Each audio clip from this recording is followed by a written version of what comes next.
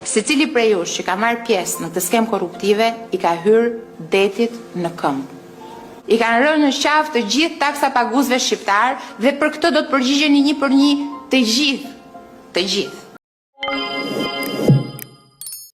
Dhe do bëhet një shembull se çfarë ndodh kur ka grupet strukturuara. Ky është grup i strukturuar, besoj se e kuptoni. Ky është një grup i strukturuar i cili ka vepruar në bashkërendim të plot në kurrizë të shtetit shqiptar, në kurrizë të taksa paguesve shqiptar. Dhe pa dyshim që një kompani që mund ta marrë në një lot tunazës nuk e merr tek tjetra, sepse një lot mund të jetë një rrugë fushore dhe tjetra të jetë viadukt ose ur. Dhe nëse ti nuk e ndërtuar viadukte apo ura, s'ke se si e merr sepse nuk plotson pikët tek pjesa e eksperiencës, megjithatë kjo nuk është diçka që duhet të konsumuar këtu, mjafton që t'i referoheni ligjit. Tani po t'i futemi rrugëve, siç e tha edhe kryeministri, vetëm tuneli i Thirrës, që ju e dini shumë mirë, ka nisur me një shumë që ishte diku tek 110 milionët dhe ka përfunduar me 280 milion euro. Pra, si është më mirë? Është më mirë ky ligj i cili nga fillimi vendos një çmim limit, i cili është ai çmim limit me cilën do të ndërtohet vepra, apo t'i lëm në dorë çdo ministri, çdo drejtori, çdo inxhinieri, çdo supervizori dhe çdo kompanie që të arrisin çmimin 2 fish, 3 fish, 4 fish, sipas nevojës që do lind rrugës, sepse s'ka pasur studim, sepse nuk ka pasur një ligj që ta fuste në kornizën që sot është vendosur. Megjithatë, duke përfituar nga rasti dhe duke qenë se më dhat mundësinë që të flisja këtu për tërë akuzat që bët, siç u thash, patjetër ju dosjet janë transparente, mund t'i merrni, t'i dërgoni në SPAK dhe të bëni atë që duhet të bëni ju si opozitë, dhe për sa kohë ka një diskurs konstruktiv, askush nuk ka frikë dhe askush nuk ju ndalon juve që të kontrolloni çdo lloj procesi.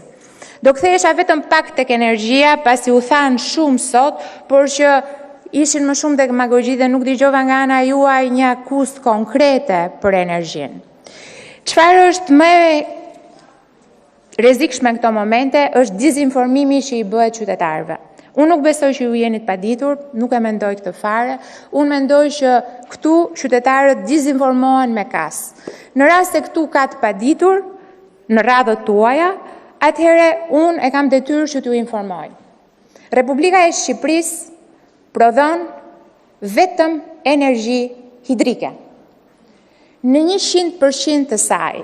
Dhe siç ju e kuptoni, hidrocentrali i parë që ka nisur nga operimet në 71-shin dhe më pas i dyti në 78-ën dhe tjetri në 85-ën janë 3 hidrocentralet bazë të kaskadës së Dirinit. Dikur u shtua dhe Ashta, por sigurisht është një koncesion të cilin ne e marrim me çmim të paracaktuar. Përveç këtyre 4 hidrocentraleve, nuk ka ndryshuar asgjë në sektorin hidroenergjetik të Republikës Shqipërisë. Hidrocentralet e vogla që janë dhënë me shumicë, më shumë e ngarkojnë sistemin tonë, krijojnë probleme sesa ofrojnë prodhim. Dhe për më tepër, siç ju e kuptoni, duke qenë që edhe këto ndërmarrje të vogla janë bazuara mbi ujin, çfarë ndodh është që kur ne prodhojmë përmes kaskadës së Drinit, prodhojnë dhe hidrocentralet e vogla. Pra, me pak fjalë, kur ne nuk kemi ujë në Republikën e Shqipërisë, dalim dhe importojmë. Këtë e keni bërë ju, dhe asnjë nga ju këtu nuk mund thotë s'kam qenë unë, ka qenë ajo qeveria e korruptuar, se dhe ne marrim përsipër për ata që kanë qenë para nesh, edhe ju do merrni përsipër për ata që kanë qenë para juash. Ky është prodhimi i kesh në 15 vitet e fundit. Dhe siç e shikoni, këtu është viti 2010, kur në qeveri keni qenë ju.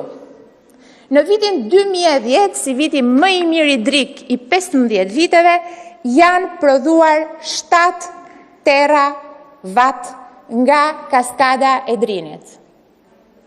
E dini sa keni importuar ju, zotri? Keni importuar 1.9 terawatt. Pse? Pse keni importuar ju në vitin me prodhimin më të lartë?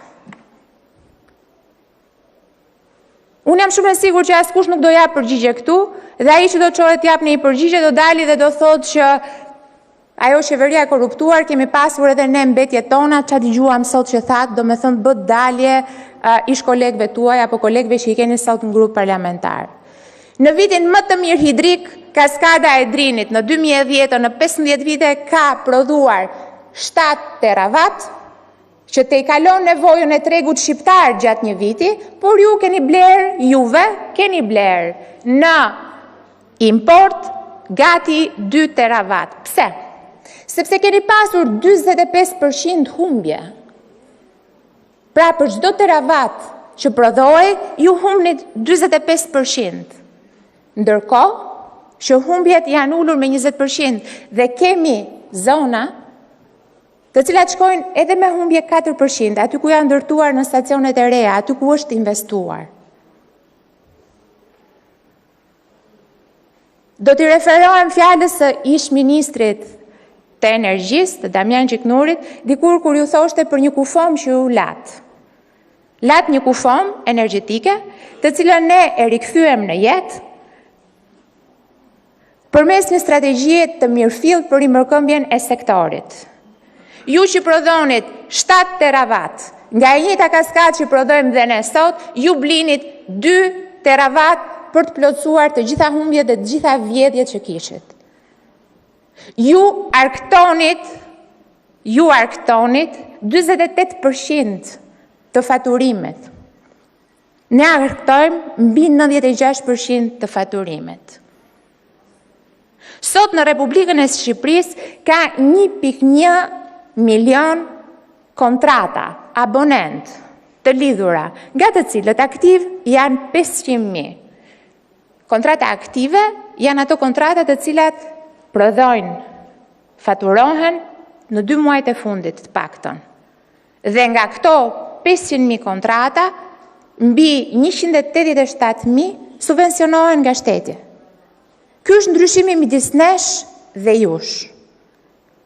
Pra, mos i thoni qytetarëve që ka shi plot. Kur bjen shi tek Skënderbeu, nuk mbushet kaskada dhe ju e dini këtë. Dhe ju e dini shumë mirë të gjithë këtu se si funksionon, por vazhdoni dhe keq informoni qytetarët, dhe kjo nuk është e drejtë. Nuk është e drejtë për ata që ju kanë votuar dhe për ata që nuk ju kanë votuar. Nuk mund të konsumojmë kohë as ne as ju që të themi se si është e vërteta.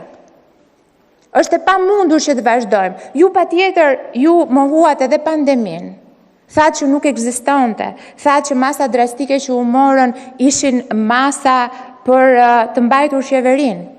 Dhe ndërkohë, deri ditën që pastaj zut shtratin, dolët dhe deklaruat që ekzisto ka dhe pandemia.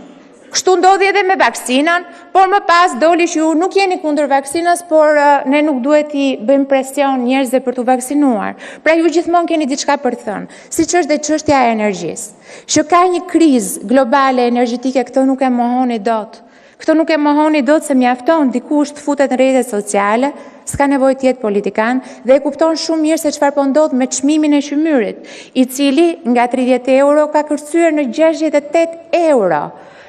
Nuk ka nevojë fare që të kërkoni shumë thellë, sepse ju do shikoni se si e gjithë politika e dekarbonizimit dhe gjitha mbylljet e termocentraleve apo reaktorëve nuklear kanë krijuar një mungesë të produktit në treg. Ne nuk shpikim dot krizat, se krizat janë të vërtetueshme. Shqipëria do t'i drejtohet importit deri në ditën kur ne do të arrim të ngrem kapacitetet reja. Por ndryshe nga ju, që i ngrinit në ëndrat tuaja, skavicën e tjerë, ne tashmë kemi nisur nga puna. Dhe çdo projekt ka një fazë maturimi, ka një fazë projektimi, ka një fazë licencimi, por sot ama, bashkë me kompanitë amerikane, të cilat, siç përmendi deputeti parafolës, e kanë shumë problem të vinë në Shqipëri, por faktikisht flasin faktet ndryshe. Bechtel sot është në teren dhe po punon për projektin e Skavicës. Ashtu siç po punon dhe Accelerate Energy për projektin e Tecit të Vlorës. Ashtu siç po punon Voltalia sot në Karavasta për parkun fotovoltaik dhe siç do punoj për parkun fotovoltaik të Spitalës. Ju duhet i shpjegoni qytetarëve një herë e mirë pse në 2010 dhe në të gjitha vitet e tjera, por mora vetëm 2010 si shembull pasi Ju lutem zonja Balluku të konkludoni sepse koha juaj llogaritet në kohën e grupit. Pasi është tregus i pastër që është viti më i mirë i Drik i 15 viteve të fundit. Ju duhet i thoni qytetarëve pse keni bler energji kur keni prodhuar 7 tera në 2010.